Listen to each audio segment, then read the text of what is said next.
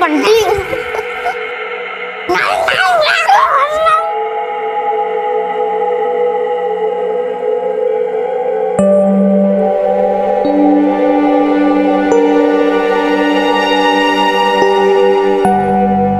पापा, बंटी ज्यादा आइसक्रीम खा गया, मुझे और चाहिए। नहीं बेटा, फिर कभी, आज नहीं। बेटा आराम से बैठो। कितना मजा आता है। बस बस। कटारा बाइक में मैं तो दबी जाऊंगा।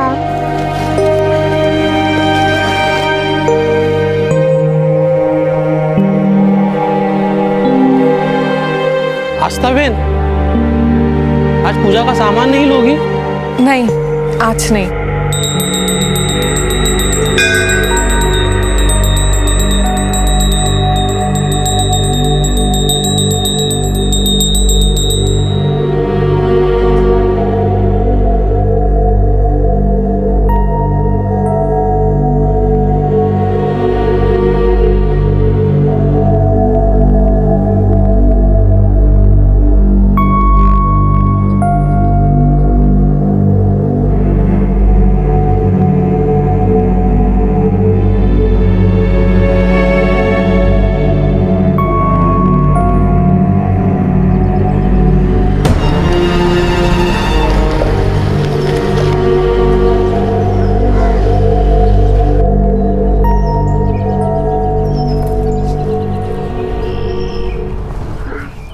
माँ बाप अपने बच्चों को सांसें देते हैं, लेकिन वो कौन सी वजह थी जिसने उन्हें अपने ही बच्चों की सांसें रोकने पर मजबूर कर दिया? कभी कभी हमें कुछ ऐसे मर्ज मिल जाते हैं जिन्हें अगर वक्त रहते ठीक नहीं किया जाए तो वो नासूर बन जाते हैं, और ये नासूर इतने गहरे हो जाते हैं कि बाद में उन्हें किसी दवा से भी नहीं भरा जा सकता।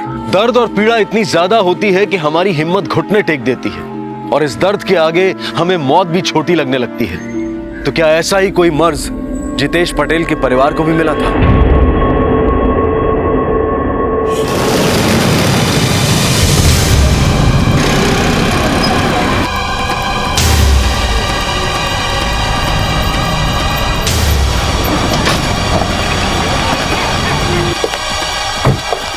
हट जाइए प्लीज यहाँ से। आप में से किसी ने इन्हें यहाँ देखा था इस हादसे से पहले? जी साहब, मैं पास ही से गुजर रहा था कि अचानक मुझे कुछ आवाज आई।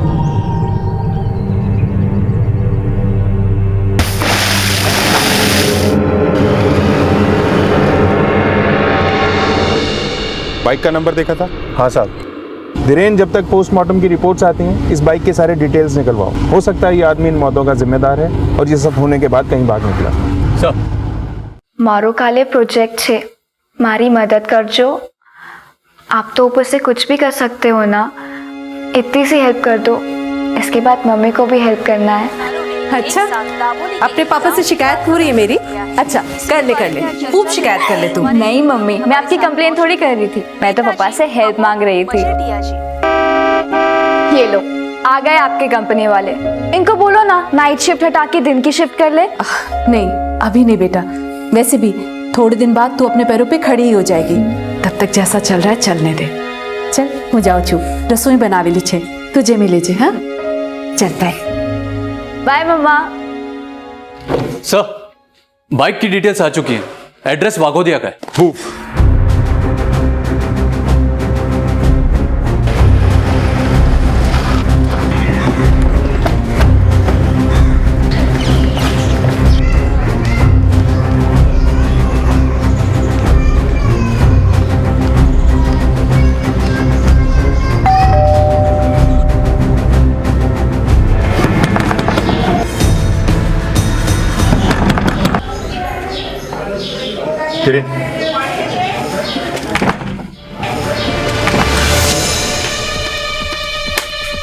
घर का कोना कोना छान मारो। सर,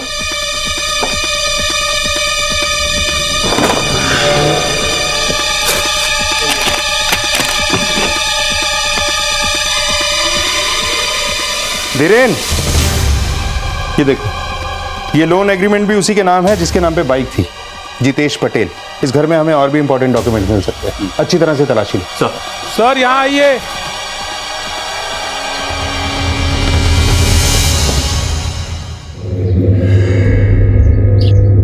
सर, ये वही बाइक है, नंबर सेम है। सर अंदर आइए जल्दी।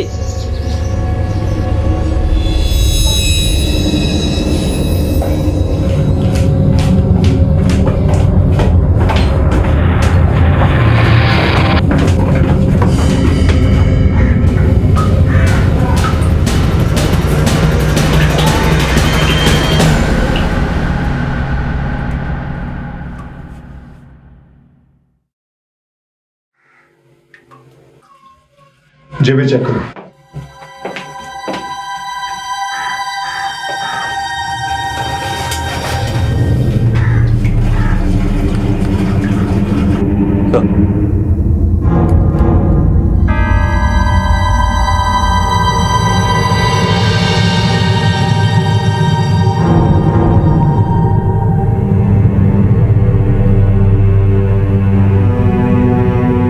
फौरन बॉडी को पोस्टमार्टम के लिए भेज दो। सर ये बात बड़ी अजीब सी है धीरज। पहले इस परिवार के बाकी लोगों की मौत हुई और अब हमें इसकी लाश मिली। जरूर कुछ बड़ा हुआ है, वरना एक ही परिवार के इतने लोगों की मौत नहीं होती। एक काम करो, आसपास के लोगों को ये फोटो दिखाओ और इस परिवार के बारे में और ज्यादा जानने की कोशिश करो। सर। और हाँ, वो आदमी जिसने बाइक का नंबर बताया था उसे भी ये फोटो एक बार दिखाओ। क्रॉस वेरीफाई करना जरूरी है। Right sir. साहब आज तो जितेश भाई ने फोटो है। क्या करता है जितेश? जितेश भाई ने पास में एक स्टेशनरी की दुकान है। लास्ट कब देखा था इसे? कल सुबह ही देखा था, जब वो यहाँ से गए थे उसके बाद नहीं देखा। तुम्हारे पास इस जितेश का नंबर है? हाँ है ना साहब, आपको हमला।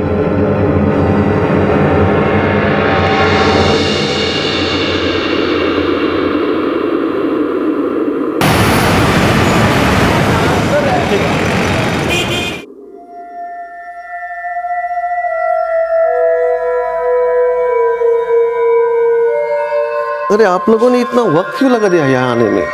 ऑलरेडी बहुत देर हो चुकी है। ये देखो, ये स्पॉट दिख रहा है। आई थिंक सर्जरी की इमीडिएटली जरूरत है। लेकिन डॉक्टर साहब सर्जरी? सर इसमें कितना खर्चा आ जाएगा? करीबन 5 लाख के आसपास। 5 लाख? हाँ जी।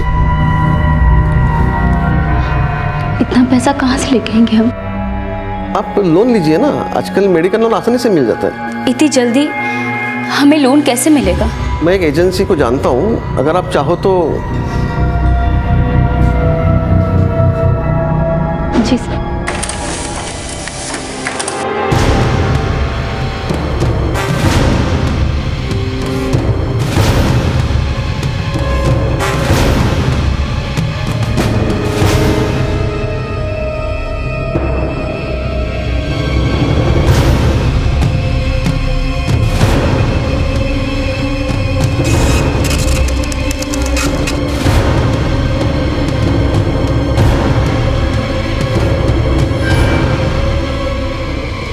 सर पोस्टमार्टम की रिपोर्ट आ गई है। मौत जहर खाने से हुई है। सर इस आदमी का मैंने बैकग्राउंड चेक किया है। पिछले कुछ दिनों से जितेश की दुकान काफी नुकसान में चल रही थी। सर ये उसके बैंक स्टेटमेंट्स और ट्रांजैक्शन डिटेल्स हैं। सर इस स्टेटमेंट में किसी गुंजल फाइनेंस सर्विसेज की भी एंट्री है। हो सकता है सर जितेश ने इस फर्म से कुछ लोन लिया हो। पर सर जो डॉक्यूमेंट हमें उसके घर से मिला था उससे ये पता चलता है कि इस लोन के बदले उसने कुछ ज्वेलरी इनके पास डिपॉजिट रखी थी। ये आदमी कर्जे में था, लॉस में था। कहीं ये लॉस ही इसकी सुसाइड का कारण तो नहीं? एक काम करते हैं, इस प्राइवेट फर्म से पूछताछ करते हैं, स्पेशली इस जितेश की फाइनेंशियल कंडीशंस को लेकर। एक बात मेरे गले नहीं उतर रही, इसके परिवार ने एक दिन पहले सुसाइड किया, फिर उसी रात इसने जहर खा के आत्महत्या कर ली। ये माजरा क्या है? अगर इसे सुसाइड ही करना था तो उसी वक्त अपने परिवार के साथ भी कर सकता था, लेकिन इसने ऐसा नहीं किया, बल्कि उनको मरने के लिए छोड़कर वहां से भाग गया। सर मैंने जितेश के फोन रिकॉर्ड्स भी चेक किए। उसके परिवार के मरने के बाद उसके फोन की लोकेशन उसके घर की थी। रात को 11 बजे उसे किसी एक नंबर से फोन आया और पोस्टमार्टम रिपोर्ट के हिसाब से सुसाइड भी उसने उसी रात किया था, करीब 12 से 1 के बीच में। और सर इस नंबर से उसे पहले भी कई बार फोन आ चुके हैं। इमीडिएटली इस नंबर पे कॉल करो। ये जो भी है उसे पूछताछ के लिए यहाँ बुलाओ। सर मैंने इस नंबर पे फोन किया था लेकिन फोन स्विच ऑफ था। इस नंबर से जुड़ी हर डिटेल मंगाओ, इस तक हमारा पहुंचना बहुत जरूरी है। हो सकता है ये जितेश और उसके परिवार की मौत का राज जानता है।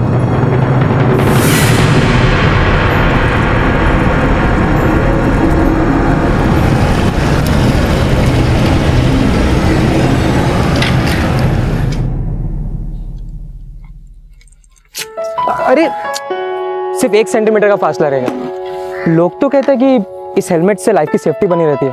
अरे कहीं यही हेलमेट मेरे हार्ट अटैक का कारण ना बन जाए। और रैली, जब मेरा कॉलेज खत्म हो जाएगा तब क्या करोगे? करना क्या है, तुम्हें कहीं और ड्रॉप कर दिया करूँगा। मैं कोर्स खत्म होने के बाद किसी बड़े शहर में चली जाऊंगी अपने सपनों को पूरा करने। अरे बाबा, तुम किसी भी शहर में जाओ और जो तुम्हारा दिल है ना वो तो हमेशा मेरे पास ही रहेगा। एंड बाय द वे, तुम्हें अपना हर एक सपना पूरा करना चाहिए। तुम्हारे इस सपने के लिए तुम्हारी माँ ने कई नींदें बर्बाद की है। हाँ आनंद, मुझे जैसे ही जॉब मिल जाएगा ना, मैं सबसे पहले मम्मी से कहूँगी कि वो अपनी जॉब छोड़ दे। आशना, जो तुम्हारी माँ ने तुम्हारे लिए किया है ना, शायद किसी और की माँ ने कभी नहीं किया होगा। फैशन डिजाइनर बनने का सपना पूरा करना, वो भी अकेले दम पर, छोटी बात नहीं है।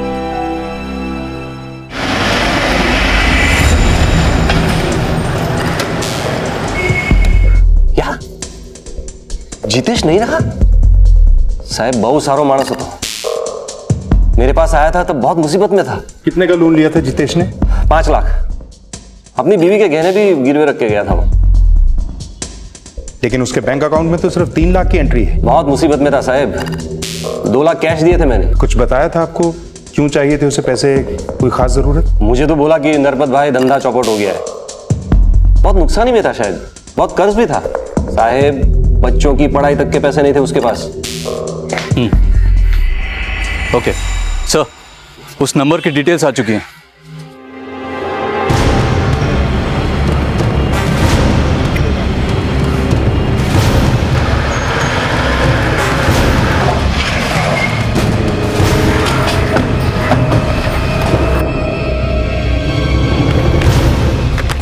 सर, यही का एड्रेस है जिस नंबर से जितेश को अक्सर कॉल आते थे। किसी कुंतल शाह के नाम से रजिस्टर्ड है। इस घर की अच्छे से तलाशी लेनी है। सारे कमरों की तलाशी लो।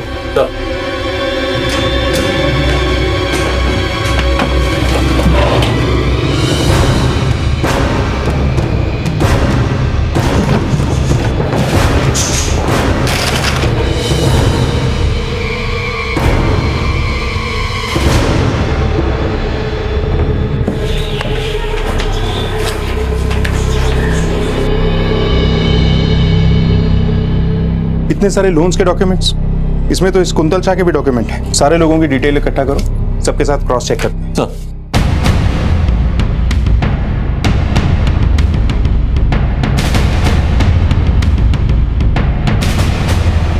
हेलो। हाँ हो जाएगा। मैं अभी जाता हूं।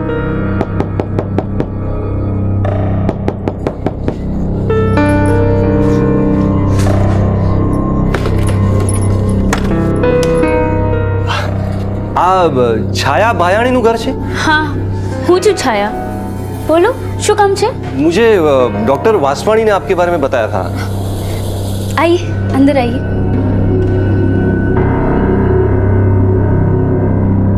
ये लीजिए, आपकी जरूरत के 5 लाख।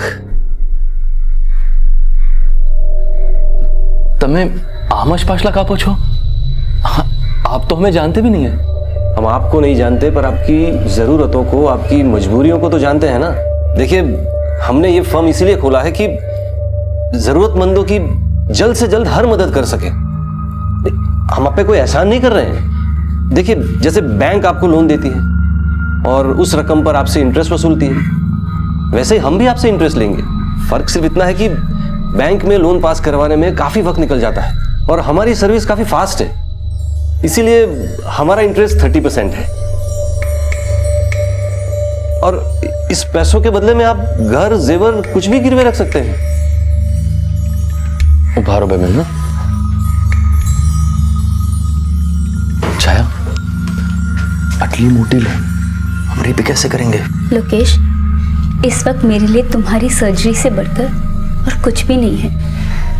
क्या होगा, इंटरेस्ट ज़्यादा है ना, लेकिन वो हमारी ज़रूरत से बड़ा तो नहीं। और वैसे भी ये वक्त सवाल जवाब में वेस्ट करने का नहीं है। मदद खुद हमारे घर चलकर आई है। वो मुझे नहीं लगता कि हमें बिल्कुल भी टाइम वेस्ट करना चाहिए।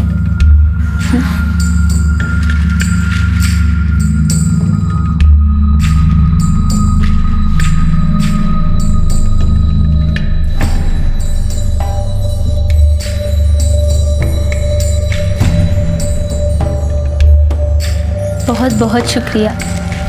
इतने कम वक्त में आपने हमारी इतनी मदद कर दी। एक मिनट, आप इस फॉर्म पर यहाँ पर साइन कर दीजिए। ये लीजिए, और आपके घर के पेपर्स मुझे दे दीजिए।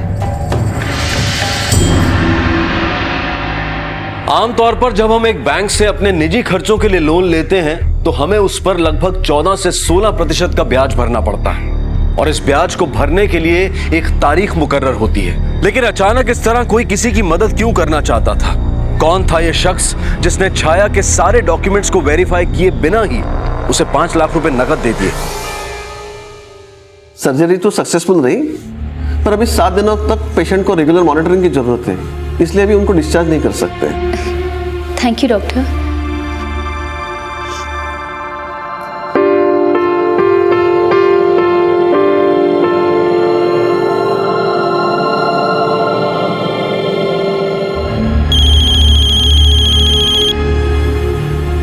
हेलो। हाँ मैडम, देखिए आपके पेपर में बहुत गड़बड़ है।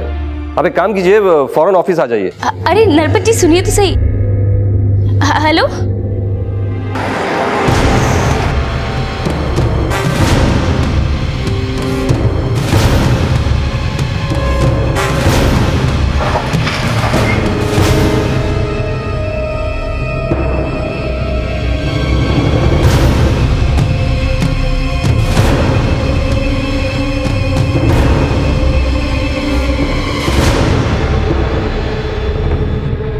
सर, मैंने कुंतल शाह के बारे में पता लगाया। कुछ वक्त पहले उसकी ट्रेन एक्सीडेंट में मौत हो गई थी। सर, इन सभी फैमिलीज में एक चीज कॉमन है, सुसाइड। इन सभी के घरों को किसी और को बेच दिया गया क्योंकि पुराने लोग अपना कर्जा चुका नहीं पाए। धीरेन, इस पूरे मामले में मुझे कोई बड़ा खेल नजर आ रहा है। पहले जितेश पटेल, अब ये सारे लोग। कहीं इन सब ने डर के मारे तो सुसाइड नहीं कर लिया? हो सकता है सर। इस स्केच को बनाने में भी हमारी ज्यादा लोगों ने मदद नहीं की। बहुत लोग डरे हुए हैं सर। वो तो कुछ लोग थे जिन्होंने इस शख्स को उन घरों में आते जाते देखा है, इसलिए स्केच तैयार हो पाया। स्केच को चारों तरफ फैला दो, सारे पुलिस स्टेशन और सारे खबरियों को रेड अलर्ट पे डाल दो। कहीं से कोई भी खबर हमें इस आदमी तक पहुंचा सकती। सर।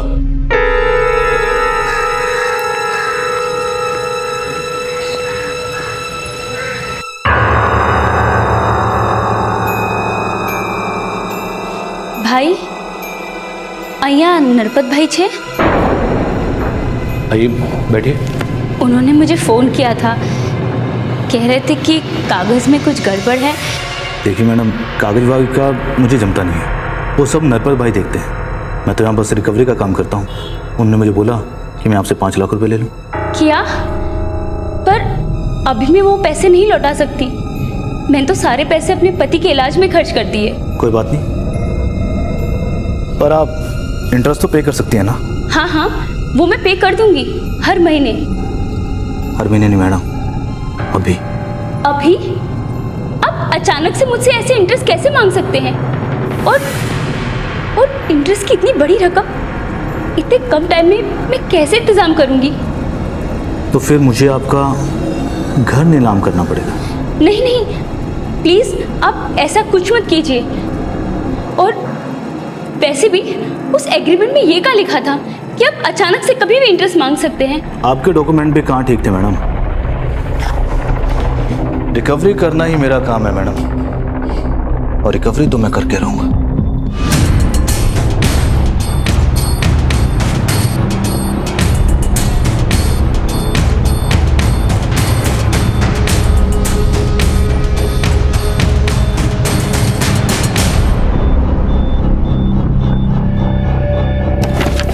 सर, मैंने इस आदमी का पता लगाया। इसका नाम सत्ता है। लोग इसे सत्ता बाउंसर के नाम से भी जानते हैं। कुछ पुलिस स्टेशन से मुझे इसकी क्राइम हिस्ट्री मिली। ये कई बार जेल भी जा चुका है। आजकल सूदखोर इस सत्ता से अपने बकाया पैसे निकलवाने का काम भी लेते हैं। वो सारे डॉक्यूमेंट्स और डिटेल्स इस सत्ता को देते हैं, और सत्ता उन सभी डिटेल्स को लेके अपनी स्टाइल से सारे पैसे निकलवाता है। सर, जितेश पटेल ने जिस नरपत से पैसे उधार लिए थे, वो नरपत भी इसके कांटेक्ट में था। ये सत्ता आप कहाँ है? सर, इसके बारे में तो किसी को कुछ नहीं पता, लेकिन मैंने अपने खबरियों को बोल दिया है, वो इसका पता लगाएंगे। इस नरपत को सर्विलेंस पे डाल दो। ये सत्ता और नरपत जरूर मिलेंगे, तभी हम इस सत्ता को पकड़ पाएंगे। बस बस बस। माँ, आज मेरा फाइनल प्रेजेंटेशन है। मैं आ बद्दी डिजाइन तमने जोईने बनावी छे। एक माँ जो दिन रात अपनी बेटी को आगे बढ़ाने के लिए जी जान से काम करती है। आई एम श्योर उन्हें मेरे डिज़ाइन ज़रूर पसंद आएंगे और मेरा एक बड़ी सी कंपनी के लिए कैंपस सिलेक्शन होगा। बस एक बार सिलेक्शन हो जाए ना, तब आपको काम करने की कोई ज़रूरत नहीं। खुश रह, मारा आशीर्वाद हमेशा तारे साथी छे।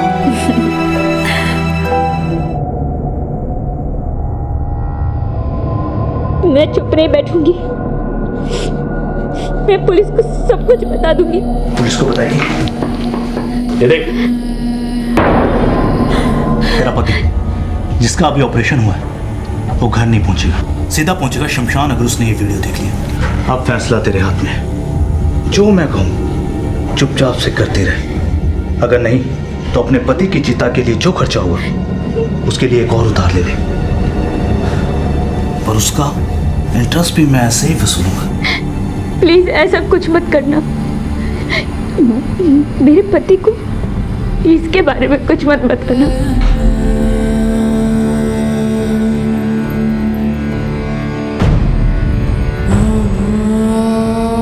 तेरा पति जिसका अभी ऑपरेशन हुआ है वो घर नहीं पहुंचेगा, सीधा पहुंचेगा शमशान अगर उसने ये वीडियो देख लिया।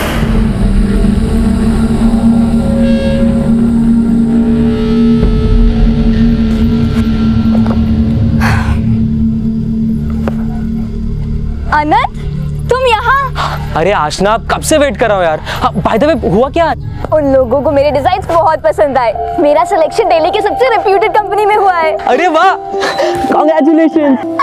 इस बात तो पार्टी होनी ही चाहिए। आज रात को हम ऐसी पार्टी करेंगे कि हम कभी नहीं भूल पाएंगे। चलो चलो।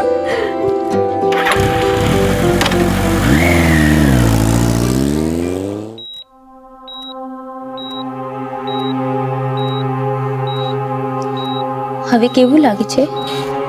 एकदम सारू। शायद तुमने जो किया बिल्कुल ठीक किया। पैसा लेना एकदम सही डिसीजन था।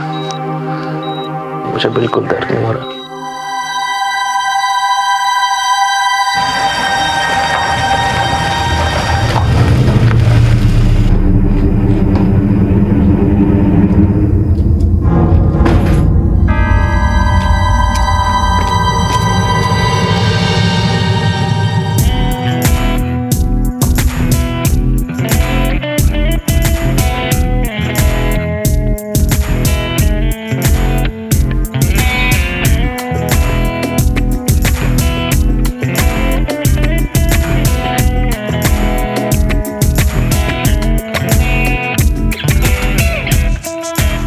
हेलो सर, ये देखिए सर।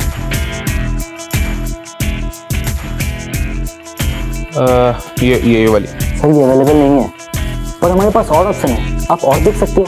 देखो सर,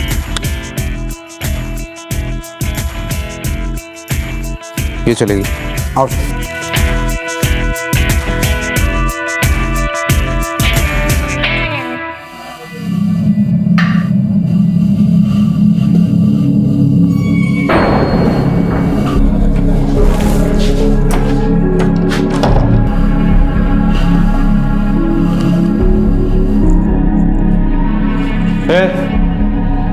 किसी ने कुछ सिखाया भी नहीं क्या तेरे को? को मूड खराब करी दे तू। सॉरी, आइए ना, बैठिए।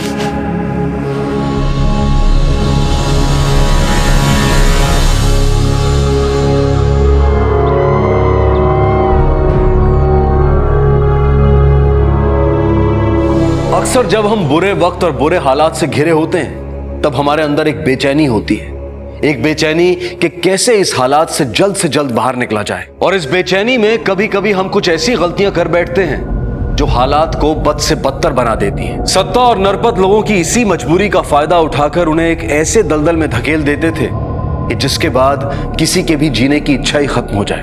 अब तक पुलिस को जिन लोगों के बारे में पता चला था वो सभी नरपत और सत्ता के चक्रव्यूह में फंस चुके थे और हालात के साथ लड़ते लड़ते उनकी हिम्मत ने भी दम तोड़ दिया था। एक बार फिर एक मासूम जिंदगी इस जाल में फंसने वाली थी।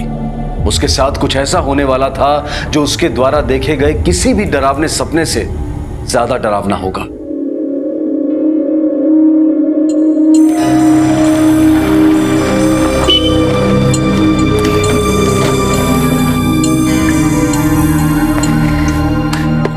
ये रेस्टोरेंट मेरे पापा ने बनवाया था।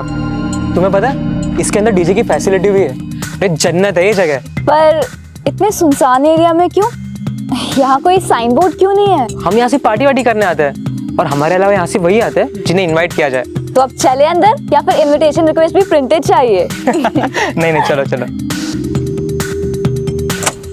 आ जाओ, ये देखो।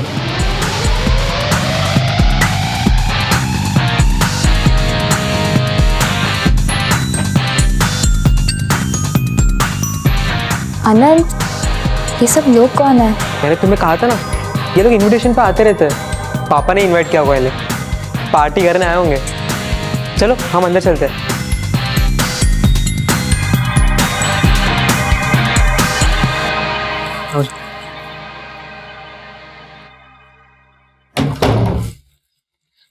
तुम फ्रेश हो जाओ, मैं कॉफी लेकर आता हूँ।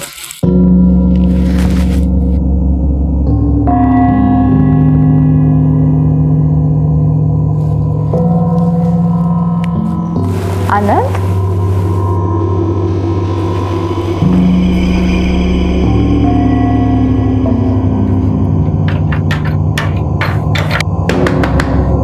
आनंद, आनंद,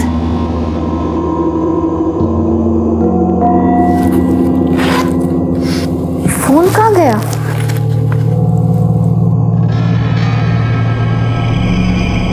आप जिस नंबर को डायल कर रहे हैं वो इस समय स्विच्ड ऑफ है। Switched off?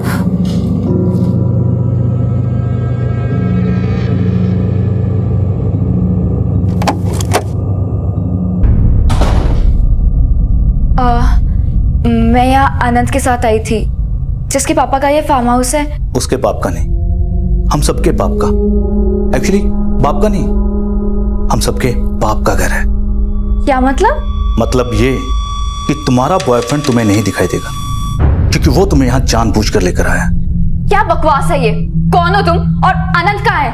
मैं कौन हूँ, क्या हूँ, कैसा हूँ, ये तुम डिटेल में जान जाओगे। तुम तो क्या, यहाँ की कई लड़कियां मुझे जानती हैं और औरतें भी। क्या बकवास है ये? तुझ पे तो मेरी नजर कई सालों से थी, पर अफसोस शिकार तेरी माँ का हुआ। तेरी माँ ने तेरी एजुकेशन के लिए हमसे लोन जो लिया था और बदले में हमने भी उसे एजुकेशन दे दी। अब तेरी बारी इस एग्जाम को पास करने की। तेरी माँ से तो हमने उस पैसे का काफी इंटरेस्ट वसूला, पर अब उसमें किसी की दिलचस्पी नहीं है। तू तो बहुत लकी निकली रहे। हमारे बॉस की तुझ में दिलचस्पी है, खास दिलचस्पी।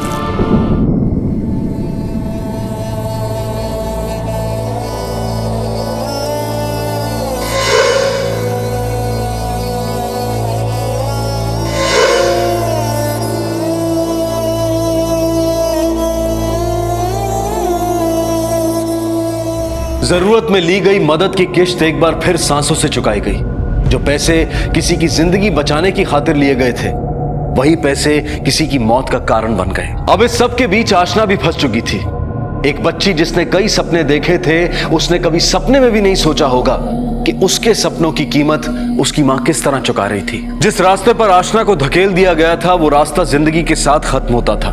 तो क्या अब आशना भी वही करेगी जो बाकी के बेकसूर लोगों ने किया?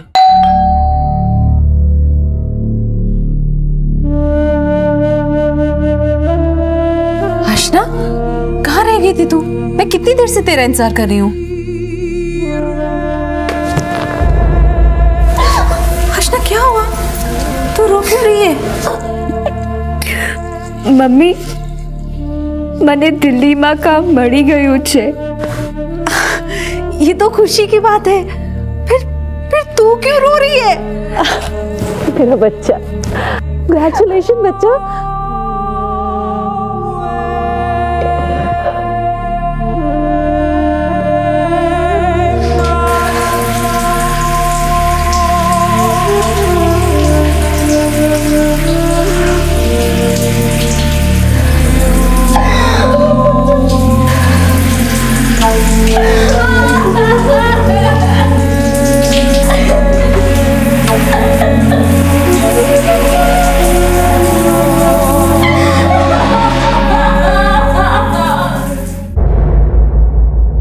छाया के अलावा मेरा कौन था?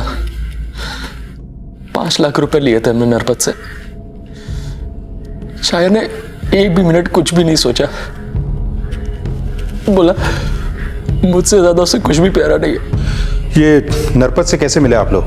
यहाँ के डॉक्टर वासवानी ने उनको हमारा नंबर दिया था। फिर नरपत खुद घर पर आए और पैसे दिए। उसके बदले में उन्होंने हमारा घर गिरवी रखा था। क्या वासवानी लोगों को बड़ा उधार दिलाता है, वो भी ऑन द स्पॉट?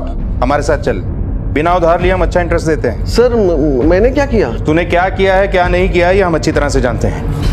इज्जत से बता दे कि नरपत से तेरा कनेक्शन कैसे हुआ? नरपत मुझे 2% कमीशन देता था और मैंने जितने भी लोगों को उसके पास भेजा उसने सबका काम कर दिया और मुझे कमीशन भी टाइम पे भी मिला सर। तूने जितने लोगों को भी नरपत के पास भेजा ना, उनका काम नहीं हुआ बल्कि काम तमाम हो गया है। उल्टा लटका के तुझे इतना मारूंगा ना जितनी तूने इस धंधे से कमाई भी नहीं की होगी।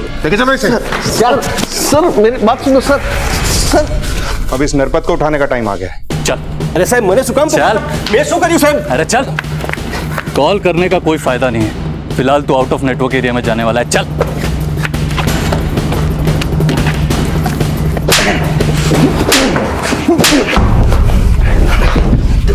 देखिए साहब, छाया और जितेश की मौत से मेरा कुछ लेना देना नहीं है साहब। पर सत्ता से तो लेना देना था ना, जिसके साथ मिलकर लोगों को पैसे बांटता था और बदले में इंटरेस्ट के रूप में उनकी जिंदगी लेता था। साहब मैं सारे पेपर सत्ता को बेच देता था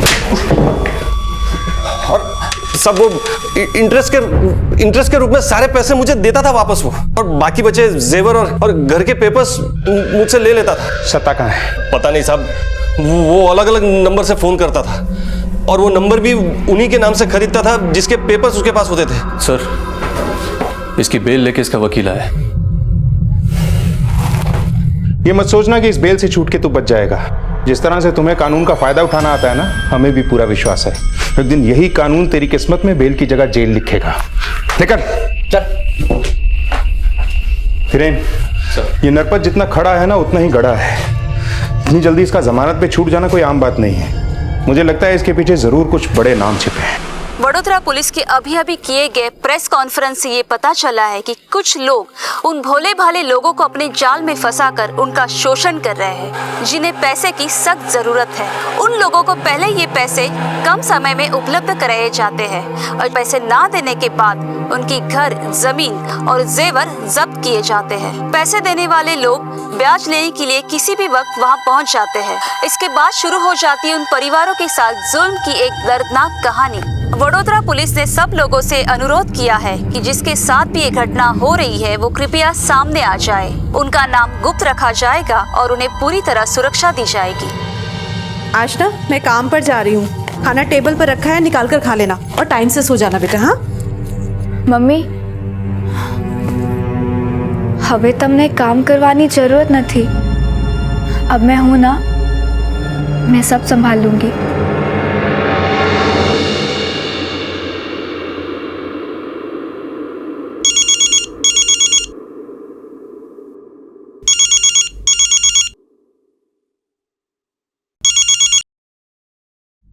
अभी के अभी अड्डे पर आ जाओ, बॉस खुद तुमसे मिलना चाहते हैं।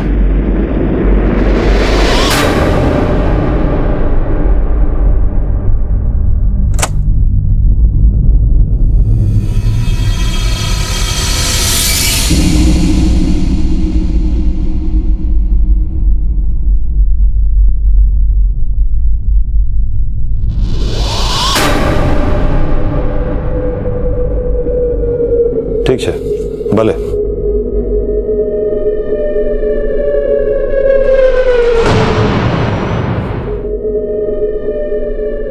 કેમ ચાલે છે બધું સત્તા તમારા શિવાજી? स्टूडियो में हमारे साथ मौजूद है नेताजी अमोघ मजेटिया जी।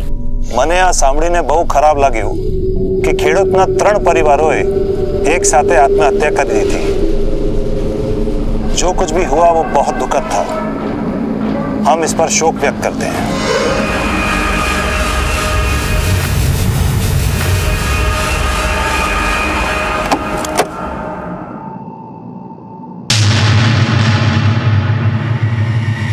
आप अमोघ मजेठिया है ना? अरे वाह, मुझे नहीं पता था कि मेरा इतना क्रेज है आजकल की बच्चियों में, इसीलिए तो मुझे तुम्हारी जैसी पढ़ी लिखी लड़कियां इतनी पसंद है। तुम्हारी पसंद और नापसंद का ख्याल तो लॉकअप में रखा जाएगा अमोघ मजीठिया। ले चलो इसे। किसको लेकर जा रहा है पता है ना? अब बस मुंह बंद, वरना अच्छा नहीं लगेगा कि भरे बाजार में नंगा करके लड़कियों से जूतियां पड़वाऊंगा। ले चलो इसे। थैंक्स आशा, तुम्हारी वजह से कई लोगों की जिंदगियां बची और कईयों की मौत को इंसाफ मिला। इन सब के बीच में मेरी माँ का नाम तो नहीं आएगा ना? नहीं। गुजरात पुलिस के रातों रात किए गए ऑपरेशन ने सारे लोगों को चौंका के रख दिया है। गुजरात पुलिस ने नेता अमोघ मजीठिया को गिरफ्तार कर लिया है। पुलिस के मुताबिक नेता अमोघ मजीठिया एक ऐसा गिरोह चला रहा था जो लोगों की जरूरतों का फायदा उठाकर उन्हें वेश्यावृत्ति के व्यवसाय में धकेल रहा था। अमोघ मजीठिया को उनकी पार्टी ने बर्खास्त कर दिया है। इन सब में अमोघ मजीठिया का काला पैसा लगा हुआ था। पुलिस ने अमोघ मजीठिया सहित और 6 लोगों पर चार्जशीट फाइल कर दी है। मम्मा,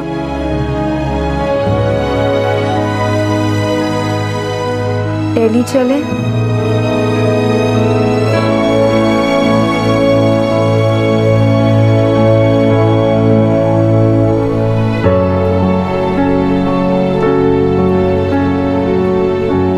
आशना द्वारा उठाए गए इस मजबूत कदम से आखिरकार नेता अमोघ बेनकाब हुआ और साथ ही न जाने कितने बेकसूर लोगों की मौत का जिम्मेदार भी पुलिस के हत्थे चढ़ा। पुलिस ने अमोघ के साथ नरपत, सत्ता, वसानी और बाकी के लोगों को भी अरेस्ट किया।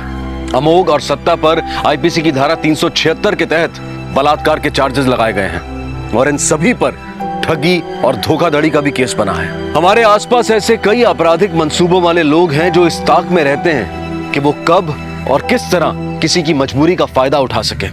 इसलिए बिना पढ़े किसी भी डॉक्यूमेंट पर साइन करना एक बहुत बड़ी गलती में तब्दील हो सकता है। जो सिग्नेचर हम ये सोचकर करते हैं कि इसके बाद हमारी जिंदगी की तकलीफें दूर हो जाएंगी, लेकिन वहीं एक गलत सिग्नेचर आपकी जिंदगी को मुसीबतों से घेर भी सकता है। अब मैं अनूप सोनी आपसे विदा लेता हूं। फिर मुलाकात होगी अगले एपिसोड में एक और चौंका देने वाले केस के साथ। तब तक अपना और अपने परिवार का ख्याल रखें और देखते रहें क्राइम पेट्रोल डायल 100। सबक एक को सीख हम सबको। जय। भैया ये सब्जी लीजिए, दीदी ने खास आपके लिए बनाई है।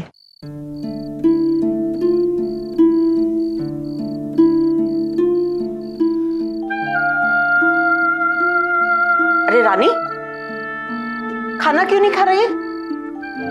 ढंग से खाना खाओ। आरशात पाहिले स्वतःला कितनी दुबली पतली हो गई है। हाँ, अरे माँ बनने जा रही हो, ढंग से खाना खाओ। निधि, तिला एक पोळी दे, तूप लावलेली।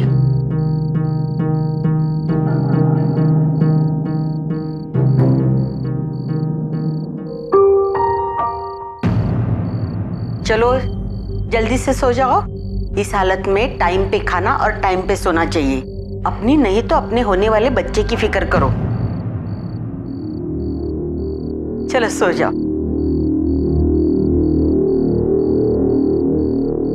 रानी, तुमने सुना नहीं मैंने क्या कहा? लाइट बंद करो और जल्दी से सो जाओ।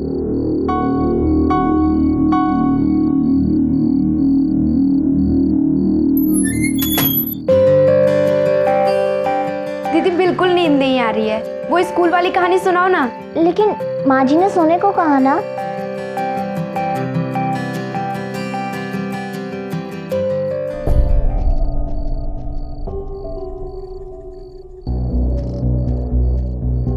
जैसे उसने पीछे देखा ना, टीचर वहाँ सामने खड़ा था।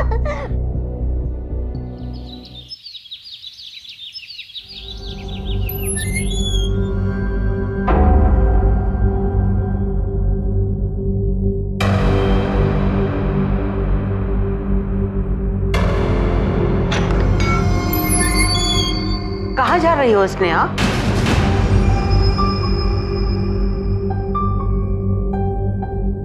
मैं पूछ रही हूँ स्नेहा, कहाँ जा रही हो?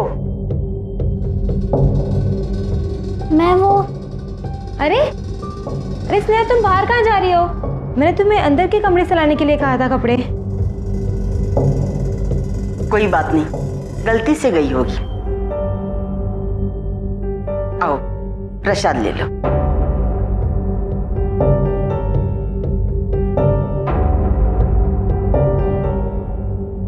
रानी कहाँ है? वो अंदर कमरे में। ठीक है।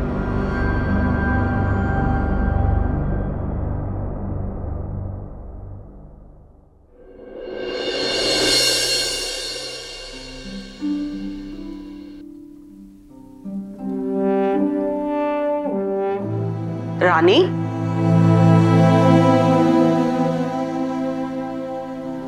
आज का दिन तेरे लिए बहुत ही खास है। आज मैंने बापा से तेरे लिए खास प्रार्थना की है। बिल्कुल काळजी करू नकोस। निधि तुझे संभाल कर हॉस्पिटल लेके जाएगी। ले प्रसाद ले ले।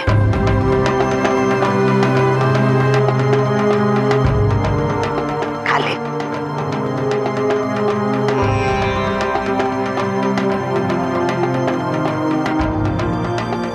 भारत में लड़कियों के लिए शादी करने की कानूनन उम्र 18 साल है, लेकिन इस घर में 4 नाबालिग लड़कियां गर्भावस्था में रह रही थी। सवाल था क्यों? इतनी कम उम्र की लड़कियों का गर्भवती होना एक गंभीर विषय था। लड़कियों को घर से बाहर जाने की मनाही थी, तो क्या इन लड़कियों को जबरदस्ती इस घर में रखा गया था? और इतना ही नहीं, जहां एक तरफ घर की मुखिया सावित्री गायकवाड़ घर में एक नए मेहमान के आने की उम्मीद पर खुशियां जता रही थी, वहीं दूसरी तरफ उसी बात पर रानी के चेहरे पर आखिर डर क्यों नजर आ रहा था?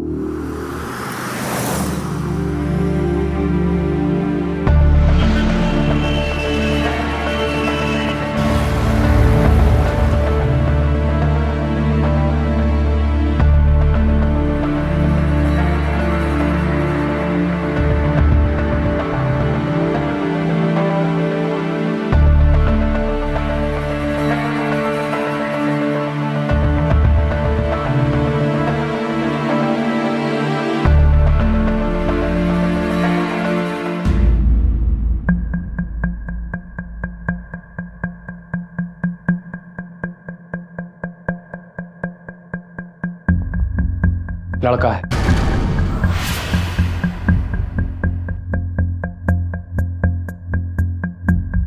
मुझे सुरेश और रितेश से बात करनी होगी।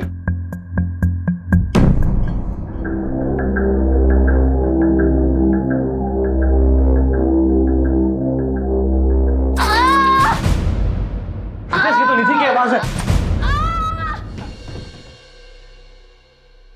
ये यहां लाने से पहले ही मर चुकी थी। डॉक्टर, इस लड़की की उम्र क्या रही होगी?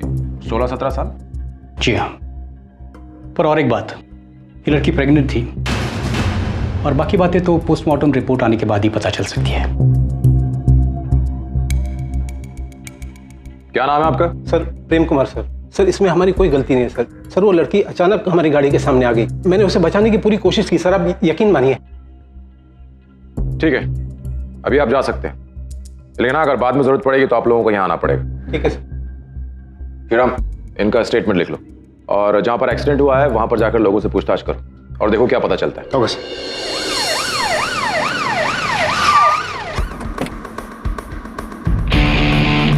Joshi, yes sir. तुम उस तरफ देखो, मैं यहाँ देखता हूँ। जी सर।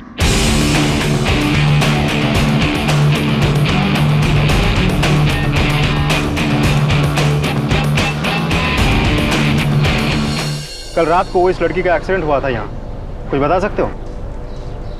हाँ साहब, ऐसा हुआ कि कल रात जब मैं दुकान बंद करके जा रहा था तभी वो लड़की भागी आई। शायद कुछ लोग उसका पीछा कर रहे थे। तुमने उन लोगों को देखा था जो उस लड़की का पीछा कर रहे थे? नहीं साहब, मैं काफ़ी दूर से देख रहा था और जब एक्सीडेंट हुआ तो मैं यहाँ से चला गया। अब मुझे लगा कहीं पुलिस आई तो मुझे। लड़की किस तरफ से भाग कर आ रही थी? वो साहब वो सामने वाली गली से, वहाँ से। वो वाली गली? हाँ साहब, वो सामने। ठीक, चलो देखते हैं।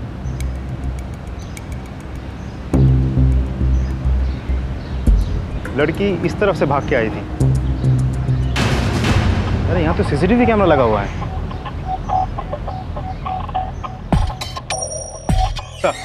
जिस जगह पर एक्सीडेंट हुआ था वह बिल्कुल पास के एक बिल्डिंग में सीसीटीवी कैमरा लगा हुआ है।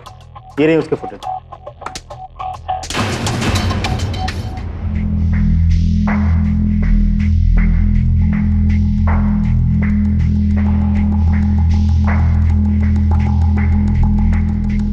इसमें तो किसी की शक्ल नजर नहीं आ रही, लेकिन हमें इन दोनों आदमियों को ढूंढना बहुत जरूरी है, क्योंकि एक प्रेग्नेंट लड़की, वो भी नाबालिग, जान बचाकर भाग रही थी। अगर ऐसा क्या किया था इन दोनों लोगों ने? अच्छा, इस लाश की पहचान हुई?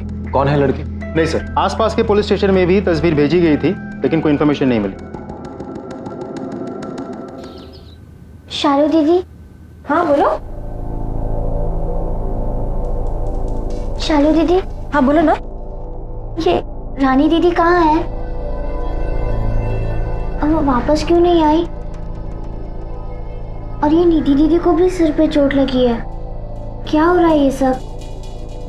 कुछ नहीं स्नेहा, रानी कहीं गई है ना, वो आ जाएगी वापस, तुम चिंता मत करो। क्या बातें हो रही है?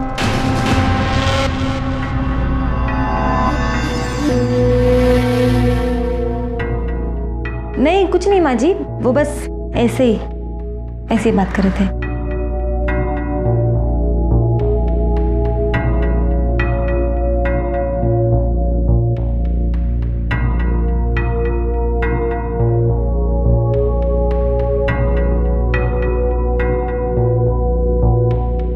पोस्टमार्टम रिपोर्ट सर, हमने सब जगह पता कर लिया, सब जगह पूछताछ कर ली, लेकिन किसी को भी इस लड़की के बारे में कुछ भी नहीं पता। श्रीराम, इस तरह तो इस केस को सॉल्व करना मुश्किल हो जाएगा।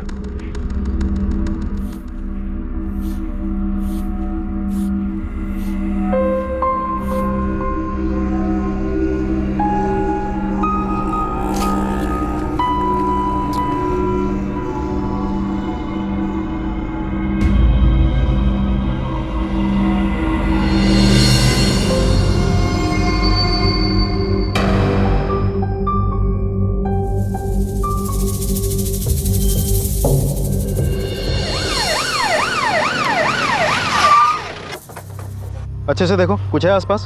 कब देखा तुमने ये सब? साहब मैं झाड़ू लगा रहा था, जैसे ही मैंने देखा 100 नंबर पे डायल किया और आप लोगों को बता दिया। गौड़े फिटर्स को एनालिसिस के लिए भेज दो। जोशी, आसपास के लोगों से पूछताछ करते हैं, शायद हमें कुछ पता चल जाए। जी साहब। सर वो केस भी कुछ ऐसा ही था, बच्चे को 18 हफ्तों में गिराया गया था, वो भी लड़का ही था। श्रीराम, एक काम करो, जिस एरिया में वो डस्टबिन था वहां पे जितने भी भ्रूण हत्या और इलीगल अबॉर्शन के केसेस रिपोर्ट हुए हैं, उन सब रिपोर्ट्स की कॉपी निकलवाओ। Okay sir.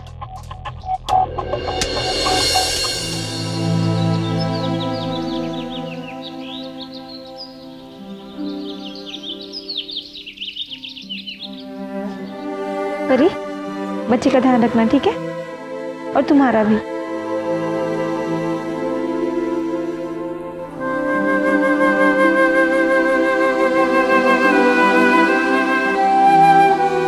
दीदी, गाड़ी में बिठा दो परी को। चलो चलो जल्दी करो, लेट हो रहा है। चलो।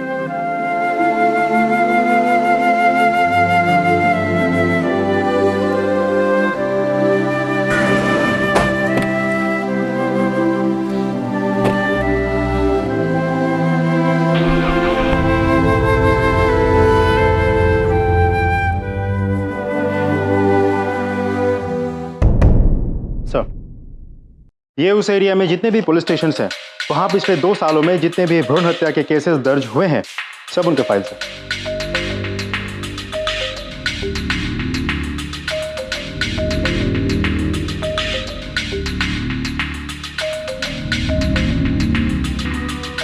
इन सारे केसेस में जितनी भी अबॉर्शंस हुए हैं सब लड़कों के हुए। ये कन्या भ्रूण हत्या के बारे में तो मैंने बहुत सुना था, पर यह तो मामला उल्टा ही है। कोई तो है, कोई इंसान, कोई संगठन या फिर कोई समुदाय जो ये भ्रूण हत्याएं जानबूझ के करवा रहा है। अच्छा, जहां जहां से तुमने इस केसेस की फाइल निकलवाई, वहां पर इन केसेस का क्या स्टेटस था? सभी कोल्ड केसेस हैं सर। अच्छा श्रीराम, आज से कुछ महीने पहले एक लड़की का एक्सीडेंट हुआ था, याद है? जो किसी से जान बचाकर भाग रही थी। उसके गर्भ में भी तो एक लड़का था। बिल्कुल सर। जो भी हो, कहीं ना कहीं सेक्स डिटर्मिनेशन हो रहा है। एक काम करो श्रीराम, तुम एक टीम रेडी करो और सबको यहाँ मीटिंग के लिए बुलाओ 1 घंटे में। Sir, I have a plan. Okay sir.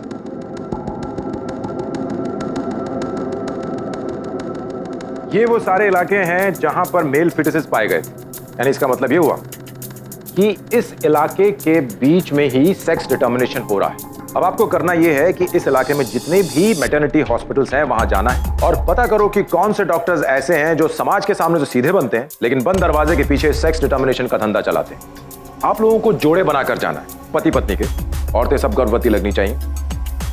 अब जो ये सेक्स डिटर्मिनेशन का काम करता है वो साफ साफ तो बताने वाला है नहीं। इसका भी एक सोल्यूशन है मेरे पास। पैसे का लालच दो, पैसे से अच्छे अच्छों का मुंह खुल जाता है। All clear? Yes sir.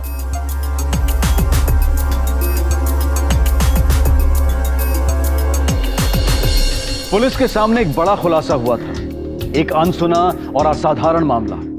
इतने बड़े पैमाने पर मेल फीटिसाइड यानी कि नर भ्रूण हत्याएं की जा रही थी। पुलिस के लिए यह बेहद चौंकाने वाला मामला था। लेकिन ऐसी अनसुनी घटना की आखिर वजह क्या थी? सिर्फ मेल फीटस का मिलना।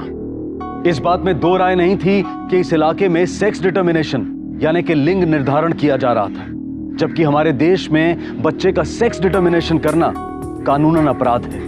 हमारे देश में कुछ समुदाय ऐसे हैं जहां लड़कियों को लड़कों से ज्यादा महत्व दिया जाता है, दहेज लड़कों को देना पड़ता है। तो ऐसे में कुछ परिवार लड़कों को एक बोझ की तरह से देख सकते हैं। तो क्या इस सब के पीछे ऐसे ही किसी समुदाय के लोगों का हाथ था, या फिर कोई अंधविश्वासी बलि चढ़ाने के नाम पर इस जुर्म को एक सोचे समझे तरीके से अंजाम दे रहा था? आखिर ऐसी कौन सी वजह थी जो इतनी घिनौनी और ऐसी असाधारण हरकत के लिए लोगों को उकसा रही थी?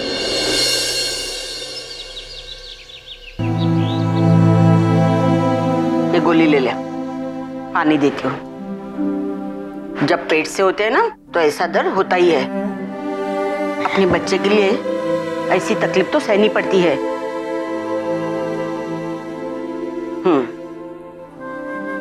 चल सो जा।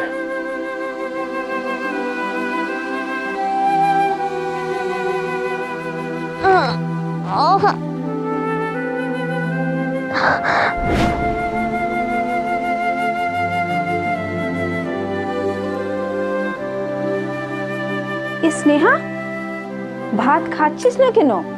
মা পেটে ব্যথা হচ্ছে। क्या हुआ मेरी बेटी को? बाबा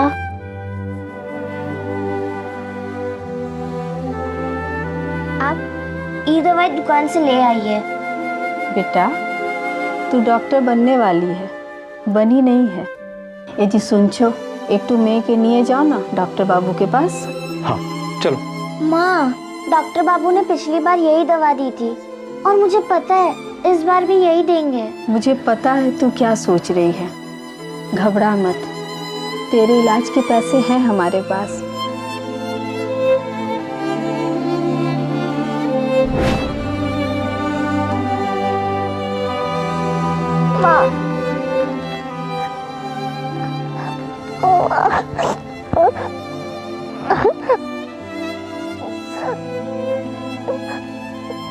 डॉक्टर साहब हमारे पास पैसों की कोई कमी नहीं है, घर में लक्ष्मी है, हमारी एक बिटिया है।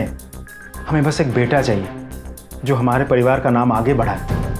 तो हम दोनों की विनती है, बस टेस्ट करवा के हमें इतना बता दीजिए कि हमें बेटा होगा या बेटी। देखिए आप जो करना चाहते हैं वो इलीगल है, गैर कानूनी है। हमारे यहाँ ये नहीं होता। आप प्लीज़ यहाँ से जा सकते हैं। अगर आप एक बार कोशिश करके देख लेते प्लीज़। नहीं बोला ना, ये नहीं हो सकता। ठीक है चलो।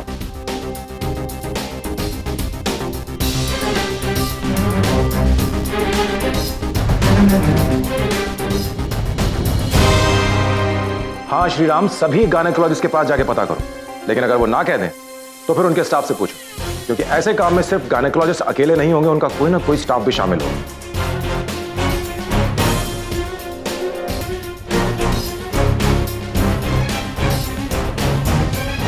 अच्छा ठीक है।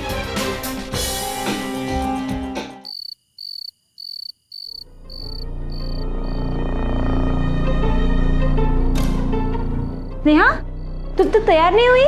बाहर दीदी तेरे कब से इंतजार कर रही है। दीदी मुझे कोई टेस्ट वेस्ट नहीं कराना, मुझे कहीं नहीं जाना। क्यों नहीं जाना तुझे? पता है तुझे तू क्या बोल रही है? भूल गई तू कहाँ है?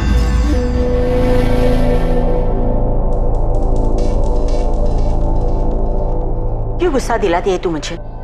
तुझे पता है ना मैं जो कुछ कर रही है तेरे भले के लिए कर रही हूँ। भगवान करे तू भी इस दुनिया में एक छोटी सी नन्ही सी परी को लेकर आए। समझ गई ना तू? जा जाकर तैयार हो जा। जा रही है ना तू?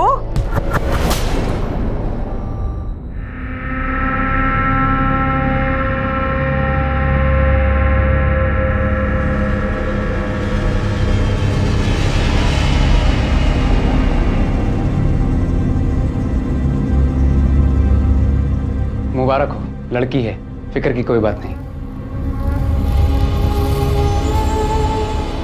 थैंक यू डॉक्टर साहब।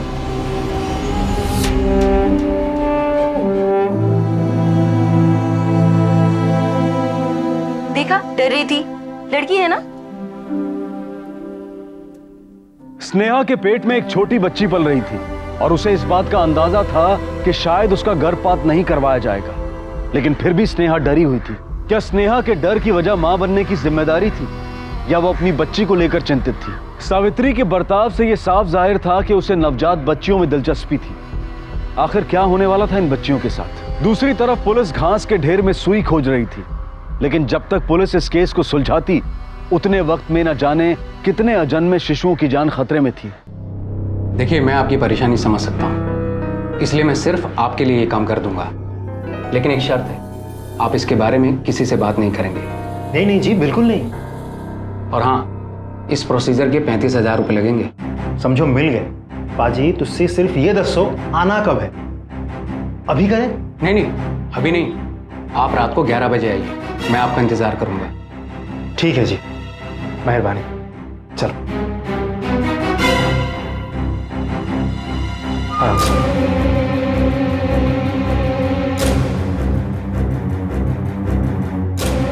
सर रात के 11 बजे बुलाए हमें, 35,000 मांगे हैं। ये डॉक्टर साहब MBBS और MD की डिग्री लेके बैठे हैं, आज इनको एक और डिग्री देते हैं। आइए आइए। डॉक्टर साहब, आप अकेले ही हो क्या? आपके साथ और कोई नहीं है? हाँ, अभी तो मैं ही हूँ, वैसे इसके लिए मैं खास स्टाफ रखता हूँ, लेकिन आज जरा वो छुट्टी पे है। लेकिन आप टेंशन मत लीजिए। मैडम, आप लेट जाइए प्लीज।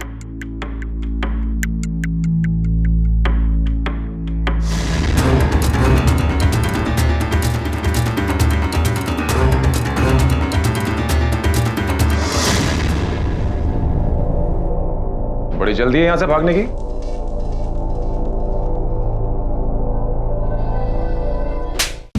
मैंने क्या किया सर? बता, तेरा इलीगल धंधा कब से चल रहा है? कौन सा धंधा सर? सर आज पहली बारी किया और आपने पकड़ लिया सर। सॉरी सर, गलती हो गई, माफ कर दीजिए। पहली बार गलती हुई है? डॉक्टर तू सच बता दे, नहीं तो तेरी इस डिग्री के साथ एक और डिग्री जोड़ दूंगा, 3rd डिग्री। बोलता है क्या? नहीं सर, दो साल से सर, दो साल से। सेक्स डिटर्मिनेशन और अबॉर्शन दोनों इलीगल तरीके से पिछले 2 साल से करता आ रहा है तू। और तूने जिन जिन लोगों के अबॉर्शन किए हैं उन सब ने हमें स्टेटमेंट दिया है, सब ने तेरा नाम लिया है, इसलिए झूठ बोलने की कोशिश मत करना। सच बता, सच बता।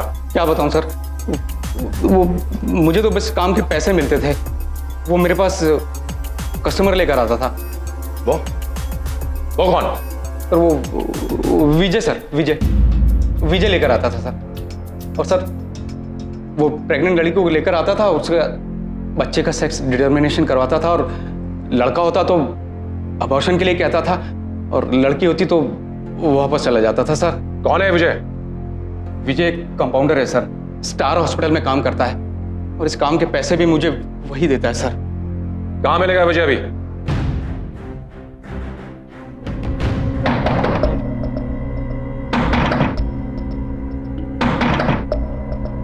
कौन है भाई?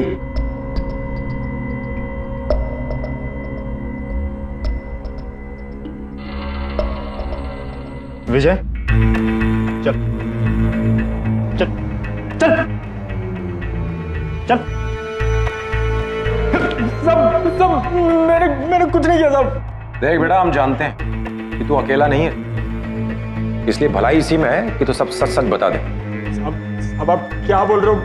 मुझे कुछ समझ नहीं आ रहा साहब। देख, अगर तू हमारे साथ कोऑपरेट नहीं करना चाहता है मत कर, तेरी मर्जी, लेकिन फिर तुझे जेल में जाने से कोई नहीं रोक पाएगा। लेकिन हाँ, अगर तू हमारी मदद करेगा ना तो हम तुझे सरकारी गवाह बना लेंगे, और फिर हो सकता है तेरी सजा कुछ कम हो जाए, या फिर तेरी सजा माफ भी हो सकती है। सोच ले। क्यों, मदद करेगा ना?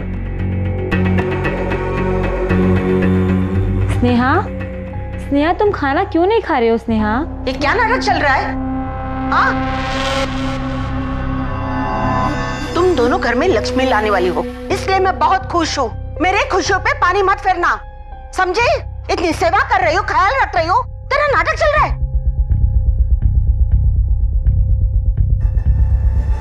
ले खा ले। देख, मैं तुझे चोट पहुंचाना नहीं चाहती, तू मुझे इसके लिए मजबूर भी मत करना।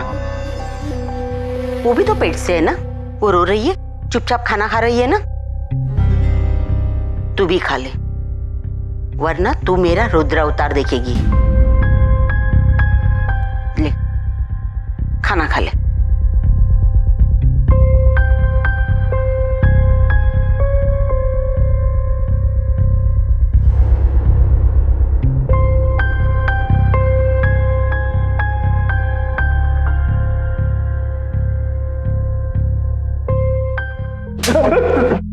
सच सच बता। कुछ बताया सर? नहीं सर। नहीं, ऐसे नहीं बताया गई। मैं बताता हूँ साहब, मैं सब बताता हूँ साहब। बोल। ये सबके पीछे एक बबीता नाम की औरत है साहब। बबीता ही मेरे को फोन करके बताती थी कि लड़की कब आने वाली होती थी। डॉक्टर साहब को तैयार करके उनकी मदद करना, उनको पैसे देना, ये सब मेरा काम था साहब। बबीता का आदमी मेरे को आकर पेमेंट देता था। ये बबीता कहाँ मिलेगी इस वक्त? सर, बबीता कहाँ मिलेगी ये बोल नहीं सकते, पर हाँ मैं एक आध बार उससे उसके जूही नगर वाले अड्डे पर मिला हूँ साहब। इसका फोन दो उसे। ये ले। चल बबीता को फोन लगा और उससे पूछ के कहाँ है वो इस वक्त। स्पीकर पर डाल।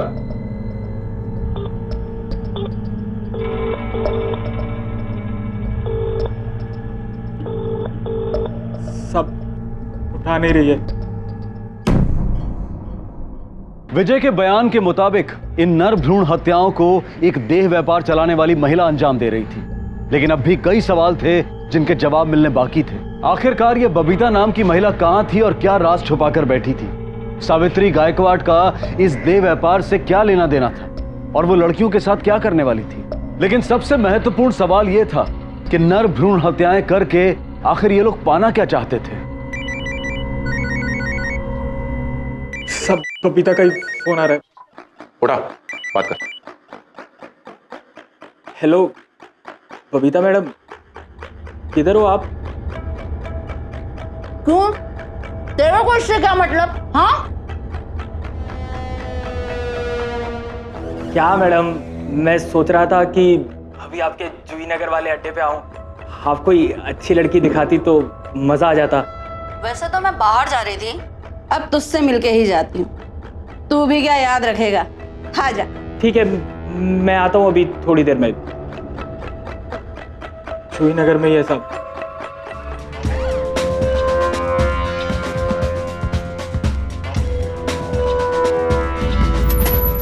पकड़ लो इसे। क्या? चले, मैंने क्या किया? जितने कमरे सब पे छापा मारो, जल्दी।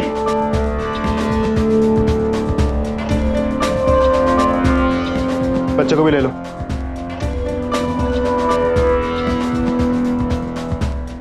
चल बता, सच क्या है? साहब, कुछ मांडुली, आप बस बोलो, इस केस को यहीं पर सेटल करते हैं ना? अच्छा, विजय को जानती है? उसने तेरे कारनामों के बारे में सब कुछ बता दिया है। देख, जो कुछ भी जानती है ना, सच सच बता दे, भलाई इसी में है तेरी। क्या साहब, आप कुछ भी बोलते हो? मैं धंधा चलाती हूँ, सब कुछ सावधानी से करती हूँ। वो विजय, वो जो कुछ कह रहा है ना, वही करता होगा। मेरा उससे कोई लेना देना नहीं है।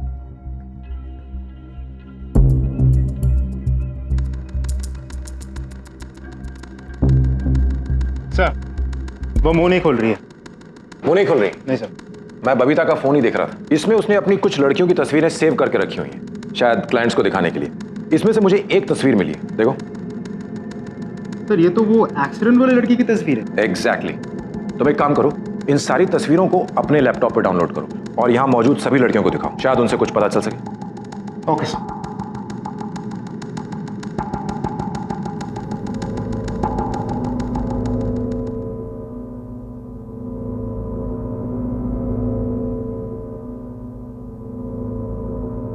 इस लड़की को पहचानती हो?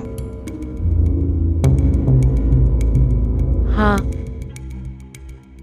हमें बता सकती हो लड़की कहाँ मिलेगी?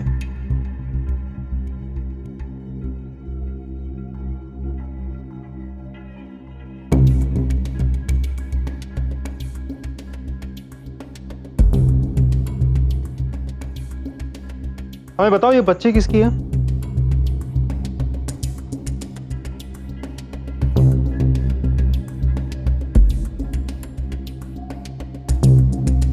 बेटा डरो मत, इधर आओ। ये बच्ची तुम्हारी है?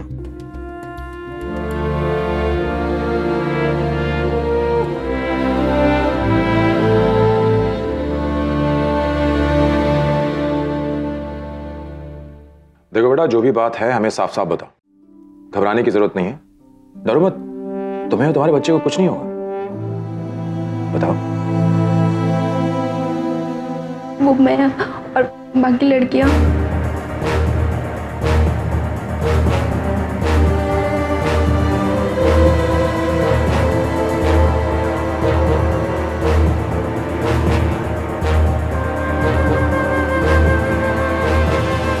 बेटा तुम ये जो सावित्री बता रही हो, इसे पहचान सकती हो?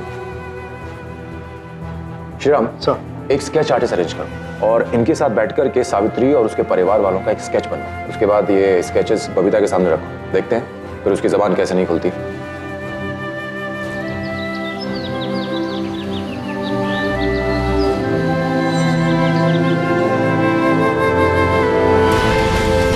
किंतु क्या नो, तुझे शादी क्यों नहीं करनी? देखो स्नेहा, आकाश बहुत पैसे वाले घर से है, वो तुम्हारा बहुत ख्याल रखेगा। ना बाबा, हम এখন বিয়ে করব না। मुझे स्कूल जाना है और बड़ी होकर डॉक्टर बनना है। फिर आप जिससे बोलेंगे उससे मैं शादी कर लूंगी। अमी किछु जानी ना, मैं तुम्हारी शादी इस लड़के से करवा रहा हूँ, उससे अच्छा लड़का तुम्हारे लिए नहीं मिलेगा।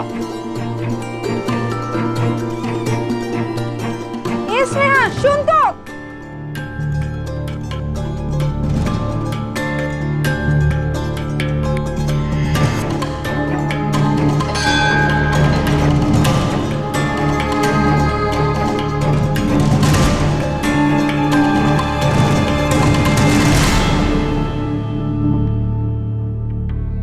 बेटा क्या बात है, तुम बहुत परेशान दिख रहे हैं। ये लो प्रसाद खाओ।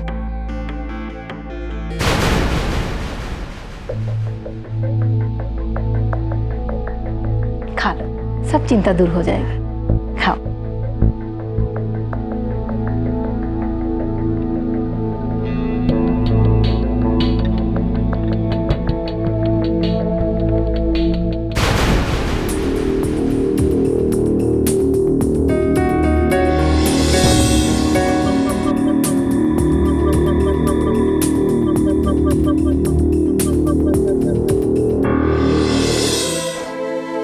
अरे स्नेहा, तुम यहाँ क्या कर रही हो? दीदी, कुछ समय के लिए मुझे अकेला छोड़ दीजिए।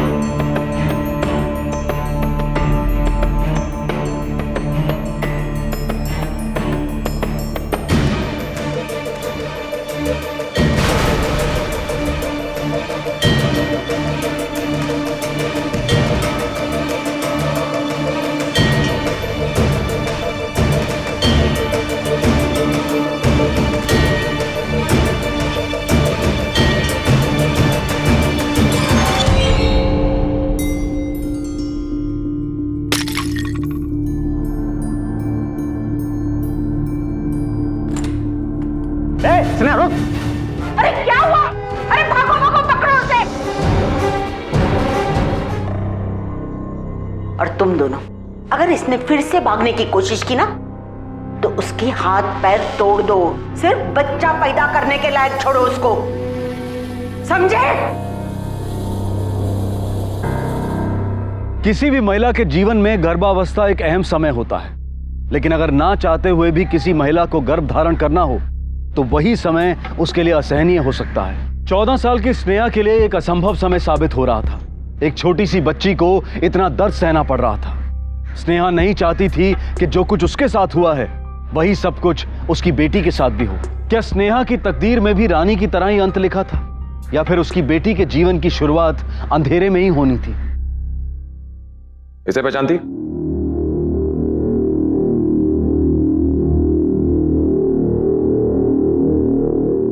तेरे मोबाइल से कुछ लड़कियों की तस्वीरें मिली हैं।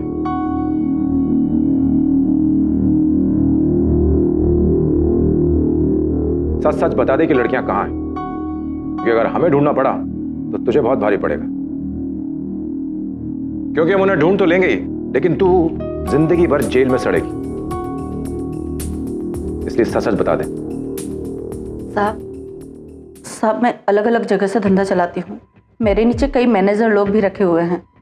कभी कभी लापरवाही की वजह से कोई लड़की पेट से हो जाती है तो हम उसे गायकवाड़ के घर भेज देते थे। सावित्री मेरी पुरानी दोस्त है। मैं उसे प्रेग्नेंट लड़कियों को रखने के लिए पैसे देती थी और चौथे महीने बाद हम विजय के जरिए उनकी सोनोग्राफी करवाते थे। अगर लड़का रहा होता तो हम उसे वहीं गिरवा देते थे, क्योंकि उससे हमें कोई फ़ायदा नहीं होता था, और लड़कियों को हम रख लेते थे। लड़कियों के बड़े हो जाने पर हम उन्हें बाहर बेच देते थे। 10-12 साल की कमली लड़की का बाहर गाँव में अच्छा दाम मिलता है साहब। अच्छा इन्वेस्टमेंट है साहब, इसलिए हम उनकी बच्चियों को पालते हैं। अब ये बता कि सावित्री का घर कहां है?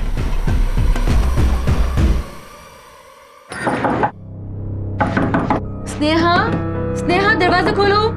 स्नेहा, क्या हुआ? स्टोर रूम का दरवाजा क्यों खटखटा रही है? माँ जी, स्नेहा ने खुद को बंद कर लिया है, दरवाजे नहीं खोल रही है। स्नेहा, स्नेहा दरवाजा खोल। रितेश, सुरेश, हाँ माँ। अरे देखो तो दरवाजा नहीं खोल रही है ये। स्नेहा, स्नेहा दरवाजा खोलो। स्नेहा, स्नेहा दरवाजा खोलो। दरवाजा खोल। स्नेहा दरवाजा खोलो।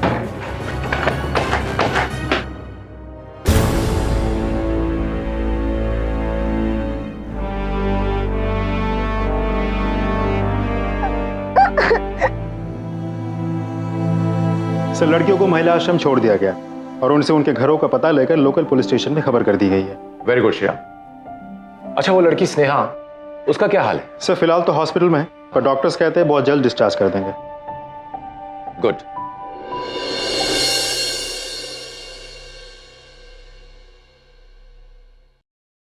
स्नेहा, स्नेहा देखो कौन आए।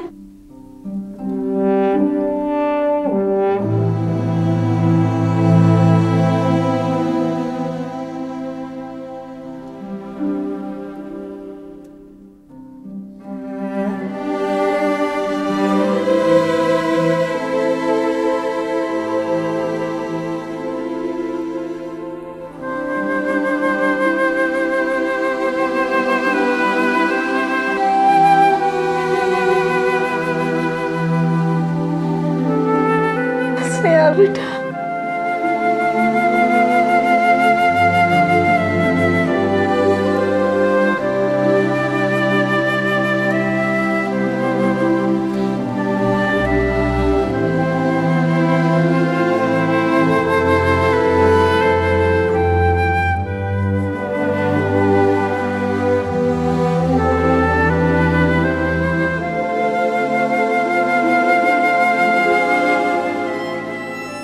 पहली नजर में देखने पर जो साफ नर भ्रूण हत्या का मामला दिखाई दे रहा था, उसके राज खुलने पर जैसे एक के बाद एक जुर्म की परतें निकलती गई।